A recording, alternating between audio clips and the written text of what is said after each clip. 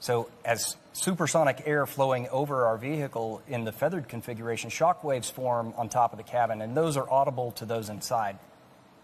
And for those of you on site here at Spaceport America watching from the ground, you should hear a double sonic boom as Spaceship Unity once again breaks the sound barrier. We're currently at Mach 2.5. Incredible. And just back to 1G as we begin re-entry.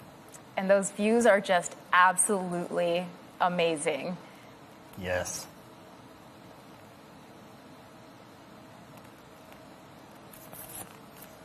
So for re-entry, we're now at about 3.6 Gs for those on board. The crew will orient the attitude of the spaceship so that when we come out of re-entry and feather down, we'll be pointed toward spaceport. We're now subsonic and at 75,000 feet. And the unique part of our design is as a vehicle that can get into this feathered configuration. We're a glider, we're a rocket, we're a glider, and we're a capsule at the right phases of flight that help our unique design be safe and effective for the mission it's at. That's right. We're at 61,000 feet now, continuing to descend in the feathered configuration. When we get down to about 53,000 feet, the pilots will command lower of the feather again and reconfigure the vehicle back into a glider. The views are just so incredibly amazing all the way down, and it's just part of each phase of flight has its unique experience.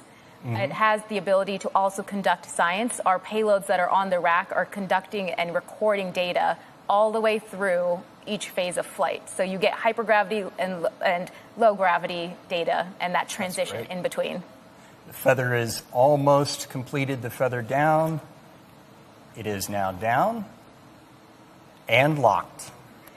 Those watching from Spaceport America, now's a great time to go outside. Unity will be coming into view, and you can cheer on the crew as they return to Earth.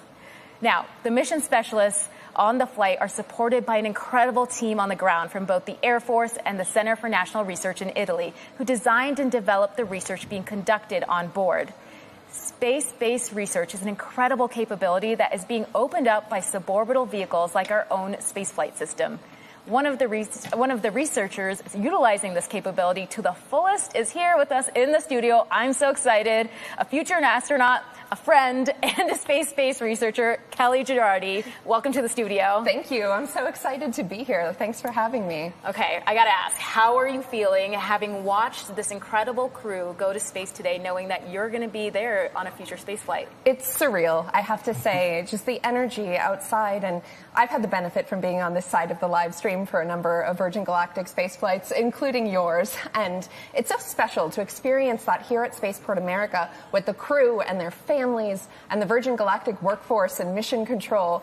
And it's emotional. I remember during your space flight when I heard release, release, release, I burst into tears, and I'm glad that my mic was off during the live cast. But it's the profundity of human spaceflight, and I'm so ready to be on the other side of this live stream. It's incredible. I mean, this is my 6th space flight, and you probably saw I was tripping over my words. I just couldn't get it out because of the excitement. Exactly. And so you're on a future dedicated research mission. Could you tell us a little bit about the science that you're going to be conducting? Yeah, absolutely. So I'm flying on a dedicated research mission. I am representing my research institute, the International Institute for Astronautical Sciences, and I'm going to be doing healthcare and fluid research in space.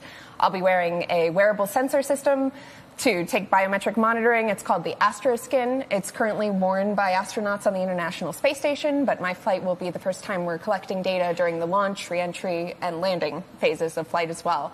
And then fluid research. To help design, I'm going to be looking at how fluid behaves in a container in microgravity during flight, and that can help inform new designs for life support systems or syringe design for administering medication in space, things like that. So I'm very excited. I can't wait. Me too. I cannot wait. So what role do you see suborbital vehicles like VSS Unity playing in future research? Yeah, it's critical. I mean, this is a new era of access to space, and there is a tidal wave of scientific research that can benefit from this platform. we've done a lot of work, a decade of work here on Earth, iterating with payloads, payload operations, technology iteration, international collaboration, parabolic flight campaigns where the aircraft takes that roller coaster profile here on Earth, where you get short bursts of microgravity. That's amazing for quickly iterating on technology, but to really validate it, you need high-quality microgravity and you need longer duration exposure to microgravity. You need to be in space. And so I'm really looking forward to the availability of Virgin Galactic as a platform, not just for the scientific community, but for academia, for students, for so many. So I'm so excited to get to be a part of that. Yeah, absolutely. So I know you did not plant this question. Everyone watching should not plant this question. But Kelly, I loved your book, not necessarily rocket science. I did not plant that question. But part of the appeal of suborbital vehicles is really opening up the aperture of who can do science and technology. And this is just another science lab for people to utilize to further whatever field of research that they're in. Can you talk about some of the other research fields that are utilizing these kinds of capabilities, maybe even at IAS? Yeah, absolutely. It's really multidisciplinary. It's not just space science. My colleagues come from such a wide variety of backgrounds and fields of research. I've been particularly motivated by some of my colleagues who are doing research related in space, related to the quality of human life here on Earth, human health and well-being, whether that's biomedical or pharmaceutical research, or even new ways to approach telemedicine or, technical instruction for remote or extreme environments. I just think those are use cases that are so compelling and interesting to me to really use space to benefit life here on Earth. It's absolutely amazing. And I love how you speak about this industry because you've been an advocate and a part of this industry for a while. And can you talk about what drew you to the commercial space side? Yeah, absolutely. I have long been an evangelist for the commercial spaceflight industry, and I've really been inspired by it. I have a deeply rooted belief in the potential of this industry to open up access to space, to truly democratize access to space, certainly for science communities and for the research community like myself and the crew of Galactic 01, but also for civilians of all disciplines. I really do believe that the space age is a broader cultural movement and that our next giant leap will require the talents of artists, engineers, and everyone in between. Space is our shared past and our shared future, and that's why I wrote not necessarily rocket science. Okay, well, we're going to be getting to landing soon, but I wanted to ask if you had any parting thoughts before I release you to go cheer on the crew as they return to Earth. Yeah, just awe, excitement. I'm sure you can tell. I'm just, it's amazing to be here. And just deep appreciation for all that goes into this and all that this means. I know this is the beginning of routine and regular commercial operations, but to me, it will never get old. Oh my God, thank you so much for joining us here. I'm going to run down and welcome that crew back. Thank you, Kelly. All right, this is just an absolutely exciting time for the research community. I mean, the excitement off of Kelly is just palpable, and I can't wait for us to be cheering her on as she does her research in science and space soon. So let's check in with our crew on their descent back to Earth. Absolutely. So we are just over 11,000 feet. For those of you here on site, Unity just crossed over the field and is making another circle around in the pattern. Beginning those landing approach, passing the waypoints that we've designated as part of our energy management plan. So the pilots have joined up with Chase in the pattern, and they're discussing that energy management plan. They're going to be landing today on runway 34. That means from south to north. And for those non-pilots tuning in, those numbers represent the first two numbers on a magnetic heading of the compass for the runway direction. So, for example, 34 is 340 degrees.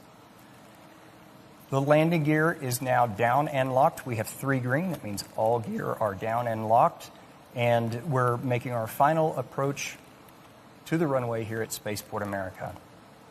We like to make left-hand turns for our approach. That's because the commander is in the left seat, and that provides the best line of sight for them as they come into the landing. Now, the runway here at Spaceport America is 12,000 feet long. That's 3.7 kilometers and 200 feet wide, or 61 meters. (1,000 feet above the runway. 500 feet.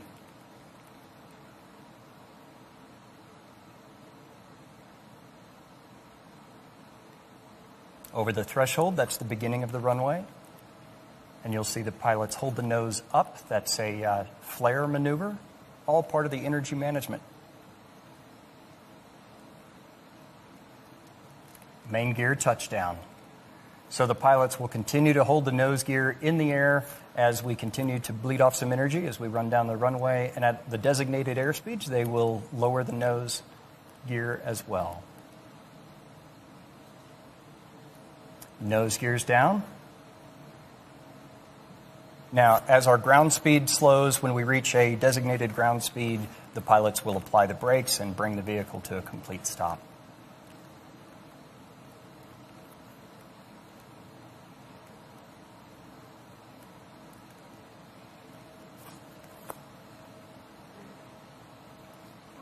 All right, braking now.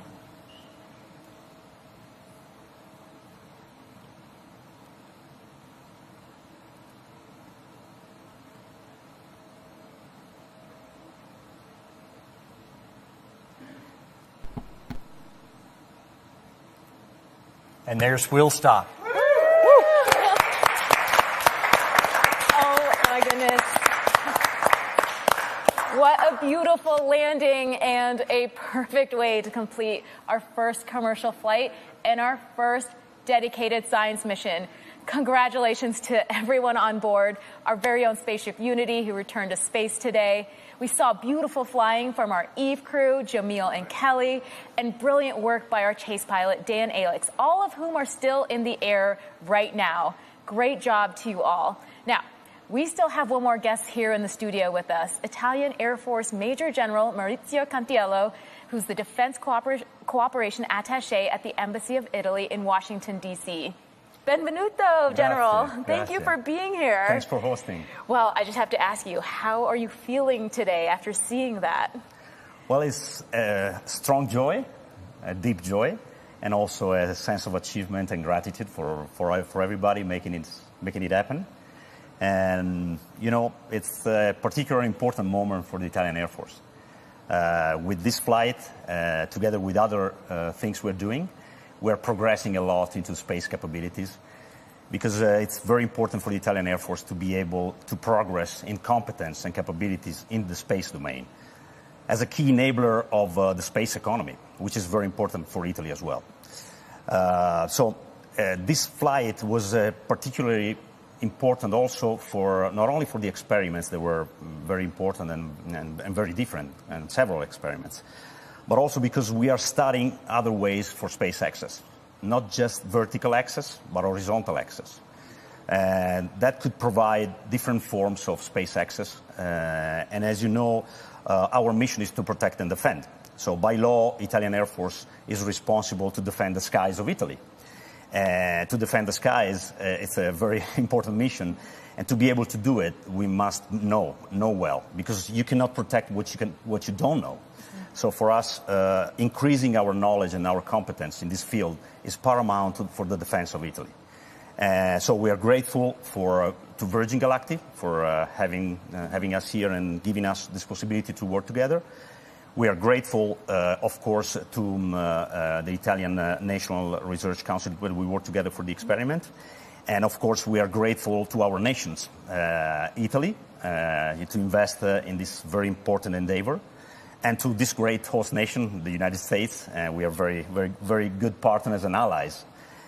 So everything happening here has a profound significance for the bond, and the ties between the United States and Italy as well. That's absolutely incredible. Is there anything you want to say to the crew, to the teams on the ground, and also to just the people in Italy watching from their homes, cheering everybody on?